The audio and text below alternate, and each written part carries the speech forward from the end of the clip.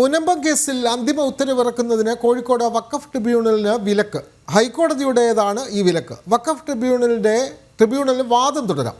വഖഫ് board നൽകിയ ഹർജിയിലാണ് ഹൈക്കോടതി ഡിവിഷൻ ബെഞ്ചിന്റെ നടപടി. ഹർജിയിൽ ഫറൂഖ് കോളേജ് മാനേജ്മെന്റിന് ഹൈക്കോടതിയുടെ നോട്ടീസുമുണ്ട്. വിവരങ്ങളുമായി രേഷ്മ ബാബു ചേരുന്നു. രേഷ്മ, കൂടുതൽ വിവരങ്ങൾ. വിനോദ്, മുനമ്പം ഭൂമി തർക്ക വിഷയവുമായി ബന്ധപ്പെട്ടുള്ള കേസിൽ വഖഫ് ട്രിബ്യൂണലിന് അന്തിമ ഉത്തരവിറക്കുന്നതിനാണ് ഹൈക്കോടതി വിലക്ക് ഏർപ്പെടുത്തിയിരിക്കുന്നത്. ഹൈക്കോടതി നിലവിൽ വഖഫ് ബോർഡ് നൽകിയ ഹർജിയിലാണ് ഒരു ഇടക്കാല ഉത്തരവ് പുറപ്പെടുവിച്ചിരിക്കുന്നത്.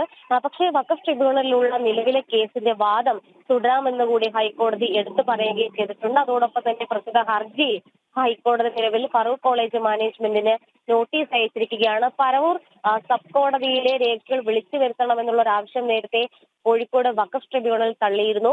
അത് ചോദ്യം ചെയ്തുകൊണ്ടാണ് ഇപ്പോൾ നിലവിൽ വഖഫ് ബോർഡ് ഹൈക്കോടതിയെ സമീപിച്ചത്. എന്തായാലും ഹർജി ഹൈക്കോടതി മെയ് 26 പരിഗണിക്കും. പക്ഷേ ഈ വഖഫ് ട്രിബ്യൂണലിന് മുന്നിലുള്ള മുനമ്പം ഭൂമി തർക്കവുമായി ബന്ധപ്പെട്ടുള്ള കേസിൽ അതിന്റെ അന്തിമ ഉത്തരവ് ഇറക്കരുത് എന്നുള്ളതാണ് ഹൈക്കോടതി നിലവിൽ ഇറക്കിയിട്ടുള്ള ഇടക്കാല ഉത്തരവ്. പക്ഷേ വാദം തുടരാമെന്ന് ഹൈക്കോടതി പറയുകയും ചെയ്തിട്ടുണ്ട്. വിനോദ്, മുനമ്പം കേസിലാണ് അന്തിമ ഉത്തരവിറക്കുന്നതിന് കോഴിക്കോട് വഖഫ് ട്രിബ്യൂണലിന് വിലക്ക് ഏർപ്പെടുത്തിയത്. ഹൈക്കോടതിയുടേതാണ് വിലക്ക്. വിവരങ്ങൾ നൽകുകയായിരുന്നു കൊച്ചിയിൽ നിന്നും രേഷ്മ ബാബു.